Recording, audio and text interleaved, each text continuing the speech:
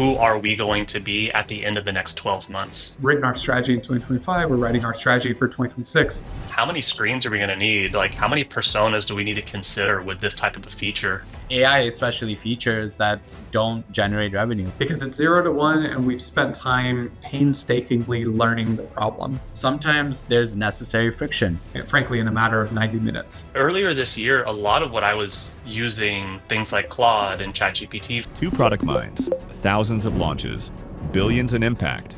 From Apple Pay to Amazon, welcome to the Product Lab. Hi, my name is Anish. I'm one of the hosts of the Product Lab.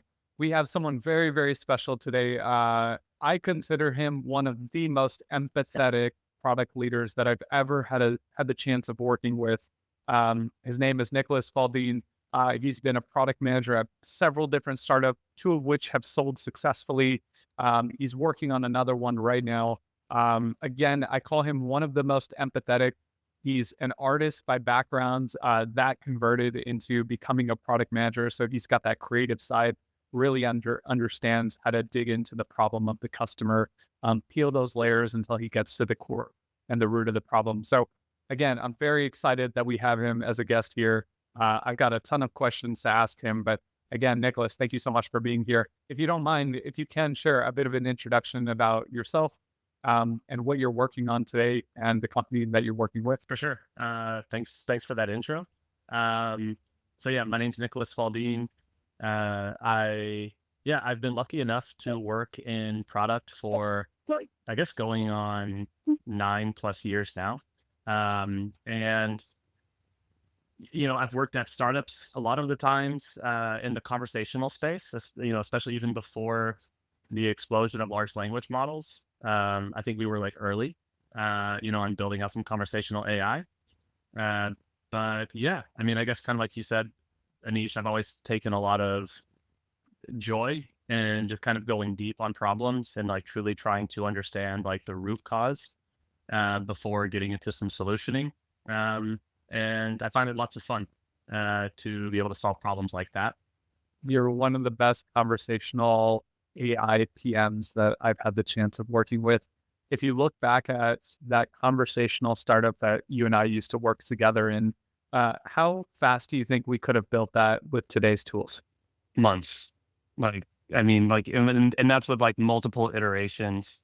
I think some of the problems that we would just mull over and like painstakingly try to solve with tools like Dialogflow and with AI and things like that, like it just would have been like, oh, easy. This is how you do it. And we would have done it. Like solving those problems would have been days.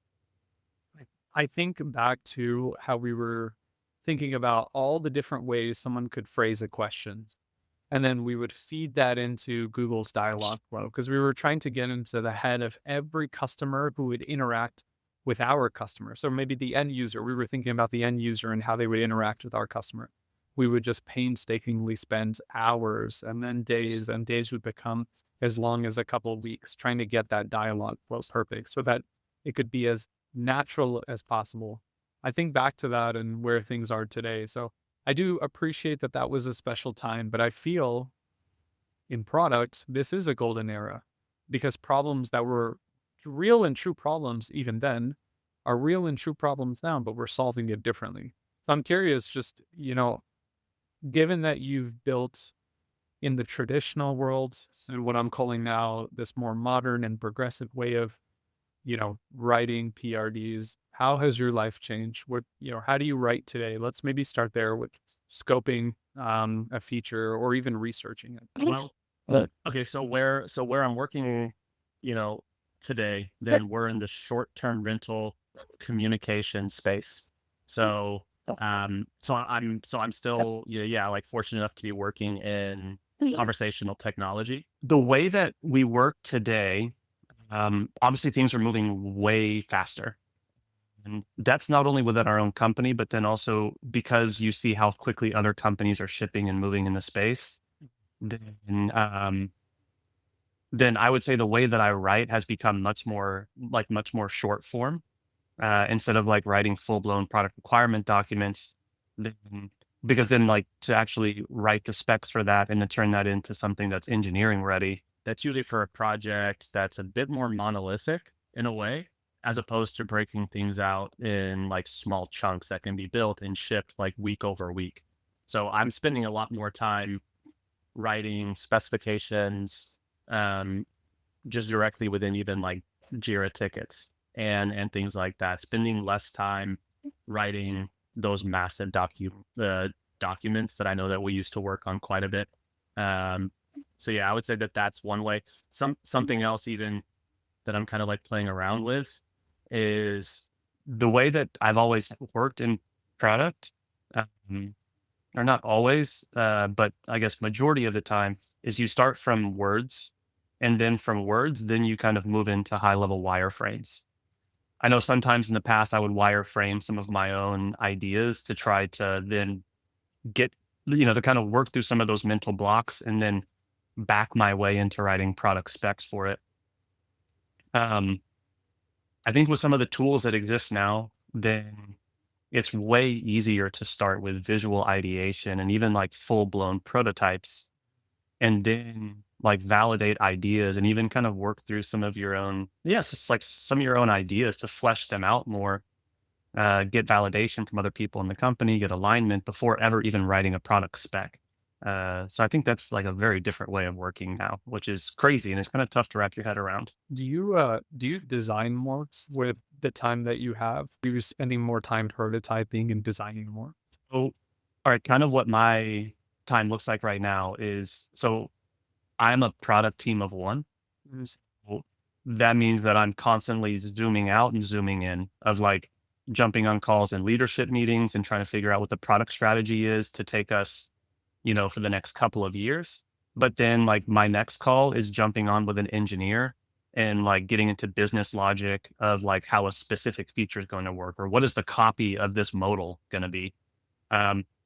So I would say with the additional, like, I don't know how much additional time that I have. I think it just means that um, it's possible for me to do that zoom in, zoom out a bit easier without spending so much time going into like all of these documentation processes. Got it.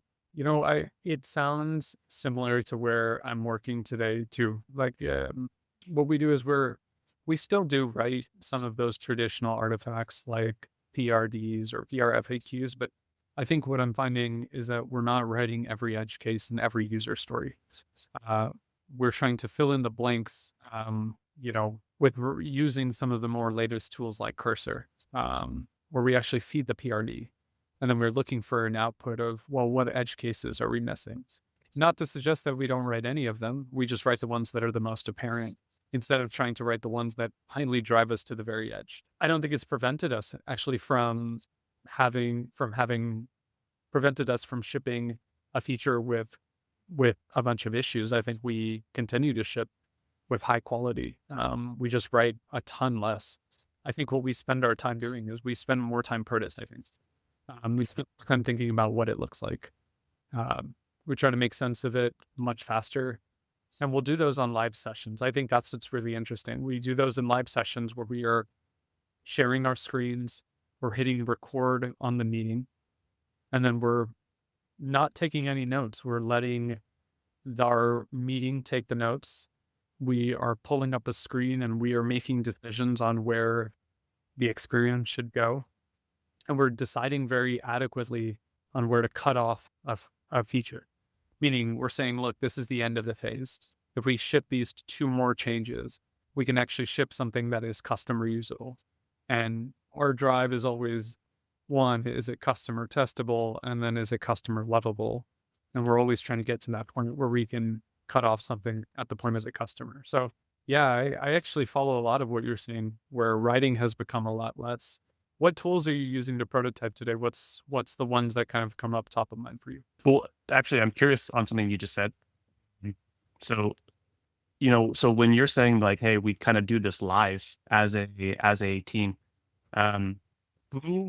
who is it that's leading? Who's like the architect of those? Like, who is it that is like, hey, I was prototyping this out. Like, what does the collaboration look like at your company around this very different way of building? Oh, that's a really good question. So we have a combination of product manager and designer. who is designing the prototype. There are times where it's more designer-led, and the designer is creating the project and the prototype. And then in some instances, it's the product manager. What I've noticed is if it's a 0 to 1 product, we oftentimes find that the product manager is creating it because it's 0 to 1 and we've spent time painstakingly learning the problem. Not to suggest that the designer can't learn it as well. I think oftentimes that product manager is spending so much time with the customer, they start to really ingest what the problem is, and they're the first one that comes up with the vision. And so that PM starts to say, you know what, let me just put this on something so people can start to react. I've noticed that the designer will then come in and start to think about the empathetic side of the customer of, well, how will they find it? How are they going to interact for the first time? Will they be educated enough to understand its value? And I find that the designer will start to do that and refine. When I find that it's the other way around, where it's the designer first and not the PM, is we're thinking about version 2 or version 2.1. And then the designer says, well, hey, given what information we've learned, both qualitative and quantitative, about where the user gets stuck or what they've asked for and they've complained about, let me actually create the next version of that. So the PM will still write, but I'm very keen on that prototyping stage now, because for me, the document, all it was so extensively written for is to get to the prototype. So now that everyone can get involved in the prototype, it's telling me, well, write a little bit less and let the living artifact be the visual artifact instead of the living artifact being the write-up. That's where I live now. Yeah, I love that. So you had asked, okay, so you had asked me like which tools. The one, I think, I'm sure if we listen back to this episode in 6 months, there will be like 4 other ones that are probably better than the ones we're using Always. now.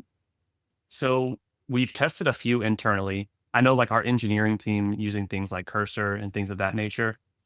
Like on the design side with Figma Make, playing around with that. The one that I've really been having, I feel like, a lot of success with is Replit. Well, that one I feel like touches on, I don't know, I feel like it's superior, and it's just, I mean, it's one that I've really enjoyed using because something I've been playing around with, and I'm about to start using this like on our first project is, so as you were saying, think about how we used to work. You've got a product requirements document that is written partially for a designer, partially for engineers. Once the designer finishes their part of the project, you go back, you edit that document again. Then it takes it into engineering, and then they start uncovering a lot of edge cases that you didn't think of. So you go back and you answer all those. That process, as we all know, takes a while, depending on the size of the project. So kind of flipping that in for me, starting from building a feature into Replit and thinking through like some of the user interaction, and then even just clicking around and playing with it myself, it's like, it sure would be nice if, like, as a user, it'd be nice if they could do this, or what if the user experience was slightly different, even at a very high level. So I think that's like a way of like being able to use it. Then almost thinking about like completely reverse engineering how we were working before. Because now what I'm going to try to start doing is like, I still think that there is value, depending on who your engineering team is, to have kind of like a master document that they can be able to go back to look for the entire project. So what I'm like starting to experiment around with is actually using a tool like Replit with some of their other features from the prototype that I've already spent maybe like a week building, like iterating on, then have it write my product requirements document for me, and then tell me, like, based on the user experience, where all these edge cases are that I still need to go in and define, and things that the engineers might be asking. And then once again, kind of going back and thinking about that through the prototype again. I have one question, because I can tell now that you're spending a lot of time in this one prototype. Now that you've spent so much building this, really great prototype on Replit, does it mirror your app today? Does it mirror what you have live in production, or is it a little bit ahead or always behind? How do you kind of maintain that, or do you keep building new projects in Replit, or do you keep working off that same prototype as you build more? Very curious, like what's your style with prototyping and using Replit? Well, okay, so and I think that right now my answer is going to be skewed because to be honest, a lot of what I'm so at Extend Team, we're really focused on like who are we going to be at the end of the next 12 months. The so the company I'm working at is in the process of a transition from being like an operations company into a full like SaaS AI company. So we spend a lot of time talking about strategy. So a lot of what I'm using Replit for right now is actually not just spec, like not just building in like a feature. It's actually trying to think of like 12 months worth of development. And building a full-fledged product. So with that one, I am spending a lot of time in the same prototype. I think for something that's more traditional to where it's like, hey, we have like a product and we're thinking of adding a feature. How does this feature fit in with our other features? That one I don't think you shouldn't be spending weeks in that prototype. That should be something that could take you a couple of days, I would assume. Yeah, makes sense. If we're building something that's a 0 to 1 full feature, I'll spend time really prototyping outside of the box. Like, let's say the feature is this, right? It's inside here. I design all of this because oftentimes a feature interacts with different parts of your experience in your platform. You'll notice it has an interaction with your dashboard or maybe with something in settings. So you kind of have to draw outside of just the core functionality of that feature. I find that those usually will take more time. You know, I'll take a lot of screenshots from my original platform. I'll build it in. I'll try to explain, or what we've done now, which I think has been really helpful. We built a prototype of what our platform is that our design team maintains, and we do a remix or we split that project. And so when you do that, you can at least start from a place where it's already been pre-built. So we're trying to save ourselves a little bit of time and credits by avoiding having to rebuild something. So that's been something we do when we're trying to build something brand new. And it's been helpful for some iterations, but oftentimes I find if we're trying to iterate something, I could probably take a screenshot of the page, make some moves on what I need to show, maybe add the thing that I'm trying to focus on, and then get that output. You know, my hope always is, and frankly, in a matter of 90 minutes, that's really my expectation. Like if we're just trying to do a feature iteration, the design should move quite quickly so that we can explain our problem and then write the ticket that has the scope and then hand both for development. And you guys are doing all of this within which tool? Is it within Cursor? Our favorite has been Lovable. So we coupled Replit.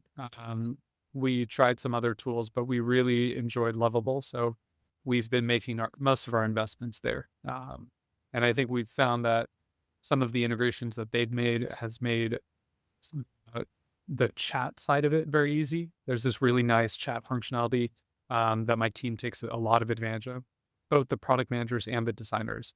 And they've noticed that they can feed their PRDs into it. They can feed conversations. They'll feed entire meeting transcripts of discussions and debates and next steps.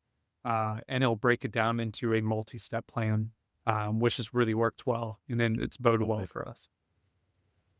Yeah, that's awesome. Yeah. I had a quick note on what Nicholas, you were mentioning before about who are we going to be in 12 months. That's actually the first time I heard that. And I really am interested about it and how you're even using, even for the strategic conversation, that kind of prototyping, right? Has that prototype helped like unblock you guys from certain strategic decision making? Like once you saw it, what it looked like, how's that experience been? And did it accomplish what you all were trying to do in that? For that one, we'll have to have a part 2, maybe in a few weeks. If it's like really helped. I mean, I definitely think it's going to help when it comes to, you know, when it's like, who are we going to be? I think it's one thing. I'm guilty of this too, of being like, oh, well, I think I have the answer for that. And I know like how we could solve that with a feature. With, rapidly being able to prototype things, I think that it challenges your own assumption. Like you can challenge your own, I guess, like assumptions way quicker. So I guess to give like an example, you know, right now with like a feature that we're kind of thinking through is like this human loop feedback mechanism when like in a conversational AI product, when the AI doesn't have the like the answer that it needs to be able to respond back to the end user, what does it look like to then prompt the user, who is the only like is the human that has the knowledge somewhere in their brain or in their company? How do you actually prompt them to give that information to you to then to kind of push it back into the knowledge base and then give you the answer that you need back to the user? So it's like, it's one thing to think and be like, okay, this is something that would solve the problem. When you actually start getting in here to prototype it, that's when you really start to understand the complexity of like, how many screens are we going to need? Like, how many personas do we need to consider with this type of a feature? What is the user experience going to look like to where this is actually efficient and makes sense? So I think like the thing of like, who are we going to be in 12 months?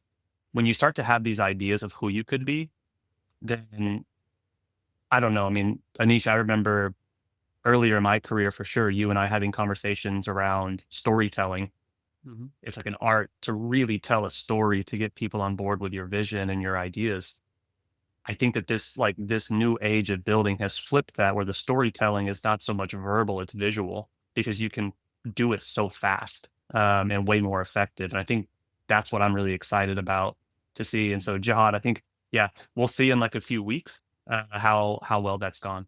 So I was thinking like the old way of being a PM was like a really shitty game of telephone where like you're talking to some group of people and then you translate to the next group of people who then understand a few things, but obviously have gaps because they're not connected to source. And then that gets interpreted by another layer with engineering. And then at the end, when you see everything, right, it's not the right thing. You know, I don't know if y'all have ever seen that. Like, it's like such a common meme of like what the customer, like what the engineers built, what the PM thought it was, what the marketers sold, and what the engineers actually built. So I think like it's a function of just translation layers, like so many different translations layers existing. And the thought that comes to my mind is the collapsing of those layers, right? Where now you have design, you have the engineering edge cases, you have the customer requirements in a living artifact, as Anish called it out. I love that word, by the way. Is that where we're headed? Like as PMs, are we now trying to basically consolidate these layers of translation into a single place? And the interface, like the way I see it, the overlap could be at the design layer. The overlap could even be at the engineering layer when you're really defining those edge cases, or otherwise it could be at the business layer as well, which is like, you know, now you're prototyping pricing models, or you know, how you can tie value metrics into the actual costing on the user side. If you had to flash forward like 1 year, 2 years, 3 years, 5 years from now, how would you see like the trend of these translation layers going? If we just had to do a thought exercise there. Walking time at the end there, but I got everything else. Yeah. Okay, so I think that this is actually, we could probably spend so long talking about this, in my opinion, because, all right, so you were talking about the old way of being a PM, which you're right, required like a lot of sitting in on one call, business stakeholders or something like that, where you're like, you're kind of listening and you're understanding what the business needs, of course, and then you're like filtering that through. Then you start to have some ideas on your side. I think that if you're, I think the proper way of working at that point is like not spending too long by yourself, ideating on things alone, because you really should be taking those as close to like the raw data as possible back to your team. So as a team, you can think about things and spend time in like that curiosity space, like spending quite a bit of time in like the problem statement and really pondering it and being okay with like not jumping straight to solutions. So I think that's like the proper way of working in the past. I think fast forward to 2 years from now, 10 years from now, whatever, that should still be the right way of doing it. I do think with the collapsing of like, because let's face it, it's not just product and design that are using these tools. Like it's for anyone. So you can have someone in sales who's like, oh, I can do this. Or you can have like who knows, like someone in customer success, you can have the CEO of like the company. So I suppose it's like there's nothing wrong with the tools, but it's like any other kind of tool. Like it depends on who's using it and like how it's used. Because I think I'm not going to say like the fears. What I would hate to see happen is by collapsing all of those layers, that we lose like such an important piece of, I guess, not only what makes our industry like and like the job and product and engineering and design fun and interesting, but also I think as part of like being humans is like being curious, and like really thinking about things before just jumping straight to a solution. So I guess because of that, these tools make it so fast to just jump straight to a solution. Like I know I've worked with designers in the past that are like, do not show me a wireframe. Like if you have an idea, don't show it to me, because then it's stuck in my head and now I won't be able to unsee it. I think that these tools make it really quick to see something and then you can't unsee it. And so I think the curiosity space is disappearing a little bit.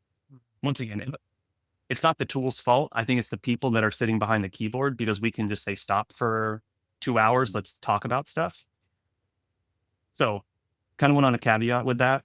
But like, I think that when it comes to existing in product in 2 years from now, I still think like just for like a minute, like instead of jumping straight into a tool and just saying, like letting AI do everything for us, I still think that we're going to get a lot of differentiation based on like who's around the table. And as long as we keep that human element of the curiosity, the creativity before jumping straight to solutioning, then these tools can do what they're really good at. I don't know if I answered your question specifically, but that was like one thing that was like, Yeah. keeping that curiosity. No, I think you absolutely hit the nail on the head, and just put a lot of thoughts in my mind. And it was a broad question, anyways, which is like, I don't know the answer completely at all, which is like when those translation layers collapse, what happens, right? And it's such a great perspective of like sometimes there's necessary friction in a process that forces us to dig a little deeper inside, to think a little bit harder, to get more inspiration. And I think to some degree, the tools are at fault for creating like what it's been trained to do, which is taking the generalized probabilistic likelihood of a design and output and making that apparent, generating that. So like by, I think its own nature, it's not going to think out of the box or very creatively. It's going to be thinking very probabilistically, the likely outcome that would be on what it's trained on. And so, to get one step further is to say that, we may see a full circle, which is like if everybody is building off of those tools and not doing the hard work of just digging a little deeper, I think there will be a convergence of user experience. I think a lot of people are already complaining about it anyways, which is like some of these generated sites all look the same, and they all like have this more generic feel to it. But we may even see that at the product layer as well. And I do think there's a lot of missed opportunity. There's this beauty. The products have created a higher democracy. It's the tools have democratized. Yeah. Yes, it lower the barriers, democratize the ability to build. I think there's a beauty in that. I actually love that. I'm a big proponent in more people building. I think I do have the best job in the world as a product manager. I think more people should have the ability to build problems for people and others that they see in the world, and make the world a place that they can create that's either more efficient or delightful and so on. So I think there is a beauty of that. Nicholas, I think something you mentioned, honestly, it's a bit of an epiphany for me, but I realized you're right. Like you do run to the solution faster. This image in my head just kept coming up. I was thinking of a pilot's cockpit and all the buttons. And I was just thinking about those who may not care as much about designer. Like, oh, you want another feature? Here's another button. Oh, you wanted to do that? Here's another button. And next thing you know, you're just building a place full of buttons. And then now you need a user manual to manage those buttons. And I think we have built a long-standing career of trying to avoid having a user manual, trying to come into a place that feels intuitive, it feels delightful, it feels like you can get the job done and exit when you're ready. And I think there's this journey now that we will be on where there will be more builders creating really great things, but it could very well result in those creating more buttons in a place and going back to a user manual approach, because perhaps the human-centered design is starting to get lost, or you're just saying, look, let AI just figure that out for us, which is sort of what you said, is like a lot of the sites sort of look the same because they are trying to just emulate whatever the latest technology is, just trying to accept as the best form of communicating your ask. I think there is that, like, to me, when I think of the first principles of being a PM, I don't know if it's happened to either of you, but sometimes once in a while, if you're trying to explain a product manager to someone, sometimes they're like, oh yeah, project manager. It's like, no, not project, but you try to like quickly say, no, I'm not there to just like round things up. It may seem like that when you're just trying to put a saddle on a horse and you're not trying to build the car. I think that to me is still the beauty of the role, is that you're supposed to dig deeper. You're supposed to see where they're trying to get to, the job they're trying to accomplish. And maybe they are telling you about the symptom of that problem, but it's really, it's really still our job to dig deeper and figure out, well, how do we actually avoid that job altogether? And can we at least semi-automate it? Can we actually fully automate it? Is it actually something that's an irrelevant job and they have the ability to do a higher level of thinking if that job is removed altogether? And for me, that's the challenge. And so, when something that you said that still resonates is pausing to think before you just start to build a new button. Because if you do that, you're very much letting them have a saddle. And I think that's the world that we end up living in if we don't take that time to pause. So when you're doing, I love this thought, and I love like where you're headed with it. When you're doing product strategy and you're planning your roadmap, what tools do you use to make sure you're not just going to build a saddle? Like, how do you like go about that process? I know how we used to do it traditionally. Is there an approach you take for setting up your roadmap and your strategy now? I'll be honest, I think it's still very much being figured out like on the fly. When it comes to integrating a lot of these tools into daily working, it's still kind of figuring out exactly, okay, what's the best way of using this? I think probably like my honest answer to that is like still figuring that out. Because one of the uncomfortable things about like the industry that we work in is that like once you get a process nailed down internally, you're like, okay, this is how we're gonna do planning. Then like something new changes in the industry. Like with the new technology that comes out, that's like, hey, should we even let's like reconsider everything that we're currently doing. I think that's still a little bit, for me at least, how I feel like where things are is like things are shifting so quickly. Yeah. That if we did quarterly planning 6 months ago with the tools we were using and the approach we were using, it seems a little bit dated now, because now it's like, maybe we don't even put together slides, right? Like maybe we don't put together a deck with like ideas and things like that. Maybe we just show prototypes. Like, hey, like we built this prototype because it's quicker, So very much so figuring it out. I'm curious for you, Anish, like, because I'm like a product team of one. Yeah. So like product planning and stuff is like a little bit of like a game of telephone, but I'm on both sides.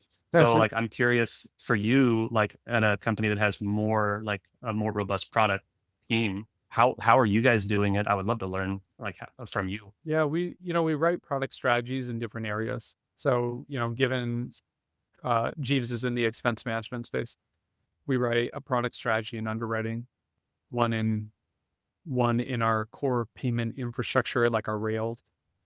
We write another one in expense management. We write another one in our developer space, so the APIs that we're creating.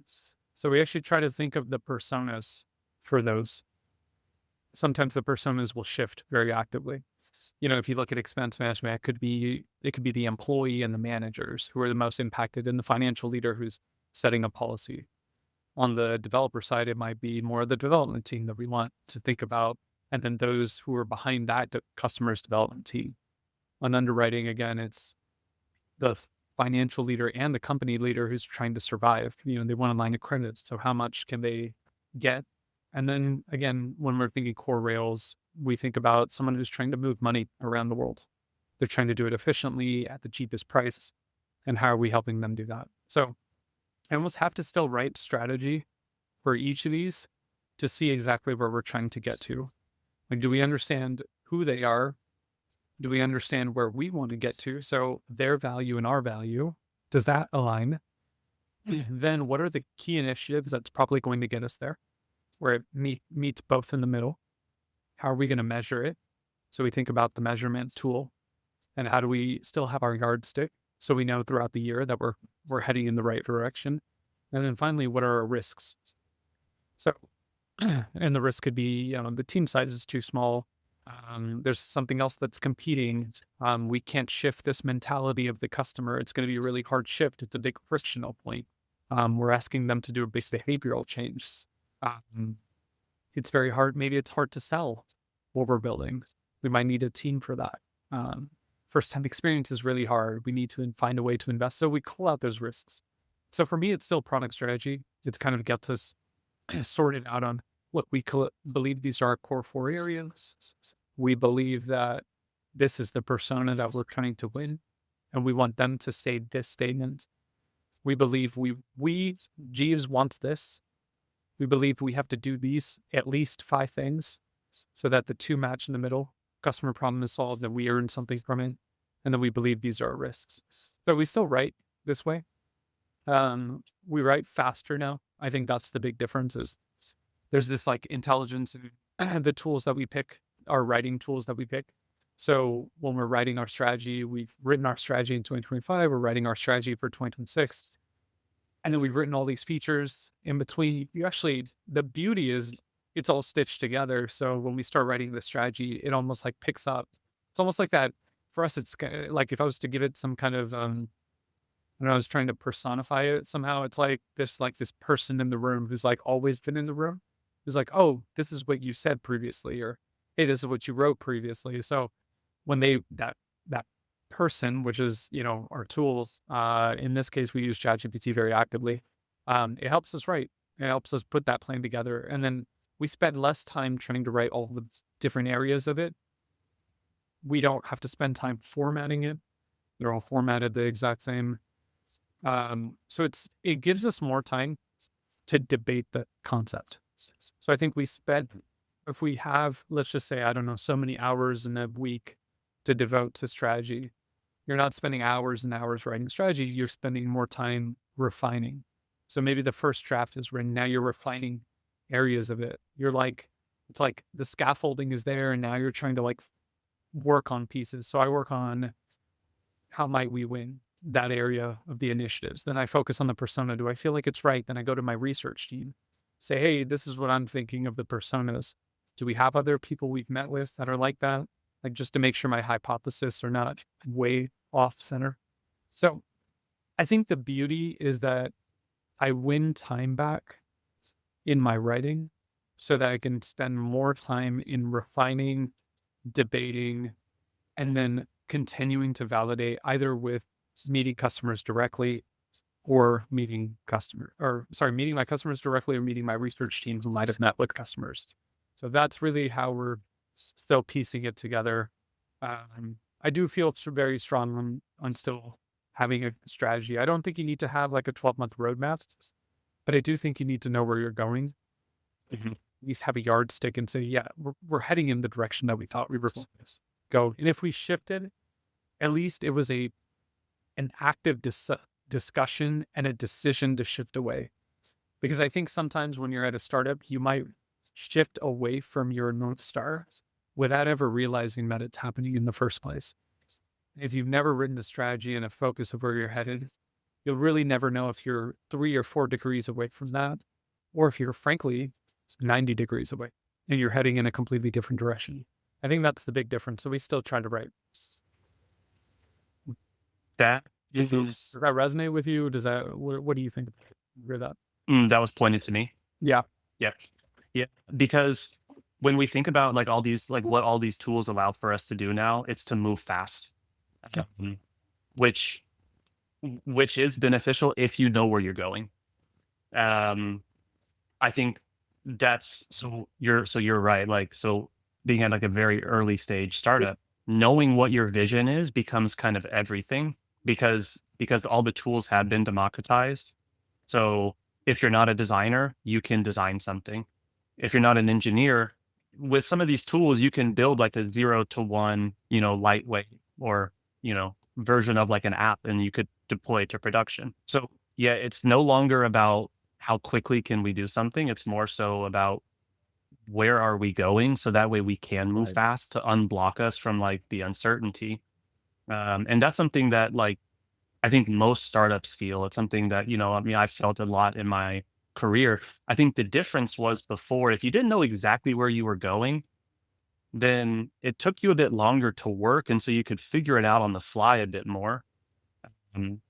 So I guess now like we can sprint in such a fast way that you can really quickly end up somewhere you didn't want to end up. Because it was like, well, we didn't know we were going, but it was so fast to get to nowhere. And so I think that that's something. And it got us nowhere. Like we're still Yeah, not making money. Yeah.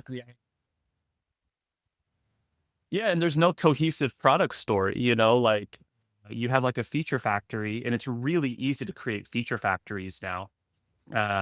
So yeah, I would say what you said, Anish, like resonates with me a ton of like strategy and vision. Like have a really good vision that is nailed down, and ChatGPT ideally is not creating your vision for you as a company. And then the strategy is like, yeah, how do we actually get there? But then it's like because once those are nailed down, then actually prototyping things, getting ideas. I think a lot of these tools are fantastic for you. Nicholas, what you were saying, I think and what Anish, you were saying, I think all wraps up nicely, which is, hey, we can go so fast right now, but the act of slowing down, asking ourselves the right questions, understanding deeper, or digging a little bit deeper before using the tools.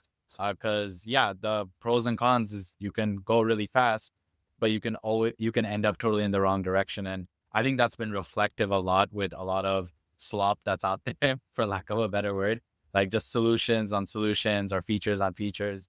AI, especially features that don't generate revenue. Like companies have not been able to monetize AI effectively. And I think that's in large part by either like the hype cycle associated with it, or the fact that it's been utilized in a very rushed way. And I think the natural reaction of the community will always be a self-correction, which is to realize, oh, okay, we can move fast. Let's take it back a little bit and really invest in what's going to make sure we go fast in the right direction. So it brings up to maybe what I would say is the last question, and maybe the most philosophical one is, how do you go in the right direction, Nicholas? Teach us the way to not fall into a ditch. How do you, at the highest level, like make sure, we're doing the right things on the product side? The answer that I'll give now, like in 5 years, I'll look back and be like, oh, that was so silly. But the way that I feel about this, and with the tools that we do have now, like we spent a lot of time on this call, and I think a lot of times we're spending a lot of time talking about how AI can be used to build things and to ideate on things. I can say like before I use any of these tools to like prototype something or anything like that, earlier this year, a lot of what I was using, like things like Claude and ChatGPT for, were more so for like pretty deep analysis and to really trying to uncover insights from data and from interviews to figure out where we should go. Like, what are our customers saying? Like, what are the users in our product doing today? So I'll give a couple of examples of like what has helped for me, at least in my current venture, try to keep me on track as to where should we be going. So mm, because we're in the conversational AI space, then we have tons of message level data flowing through our platform. So, and we don't have a data analyst on, and so for me, let's say if I wanted to analyze, I think it was around 30,000 conversations with a total of like, I think on average, like 10 messages per conversation. So you're talking like a pretty big data set. In the past, if I wanted to do some analysis on this, I would need to try to like shape up on my SQL. I would need, and I would spend probably weeks doing like a data analysis project. Instead, then I had like one of our engineers do like an export of all of our data. I uploaded into, I don't remember if it was Claude or GPT, it doesn't really matter. And I started just doing a lot of analysis, really just kind of asking questions about our own data. And the things that I learned from that were really, you know, really interesting. I was able to do like intent analysis. I was able to do sentiment analysis, um, and also extract like based on all this conversation, if we were to build these features, how many of these conversations could we automate? So it's like load a fake data set in and then run that data set against the actual data set to see like, does this solve the problem? And so really spending a lot of time once again in that curiosity space of like, what is in the data before we decide where we're going to go. Um, on the other side of it, doing customer research, once again, something that would have taken a long time before, um, is I think we interviewed 7 different customers and they were an hour long. And so there's so much information in there. The difference now is that by taking all those, and I think it was actually our designer's idea to put all this into Notion, and so it's like, hey, let's actually store all of our customer interviews in Notion. Then using like the Notion AI tool, which is really fantastic actually. And instead of spending like 2 weeks going through and like figuring out what did our customers say and trying to glean insights from it and things like that, um, I spent about 5 hours instead with like the Notion AI tool, analyzing 7 hours of like interviews, and I was able to learn actually more from the Notion AI than the 7 interviews that I led, because it was like, whoa, okay, yeah, when you take what they all said, this is kind of where it's pointing us. These are the pain points that we're hearing from them. Um, so I would say that, how do you know that you're moving in the right space, like in the right direction? I still think it sounds overly simplistic, but it's like truly understanding your customers, knowing who your ICP is. Like, if you're able to take those and you're able to contrast it with what your vision is, and I think the vision still has to be something that excites you. It doesn't always have to be logical. It can be something that's like, hey, I don't mind pouring the next few years of my life into this because it makes it exciting. Um, and then backing your way into it with like, what are we hearing from customers and how do we make what they need and what our vision is? Like, how do we have them swim together?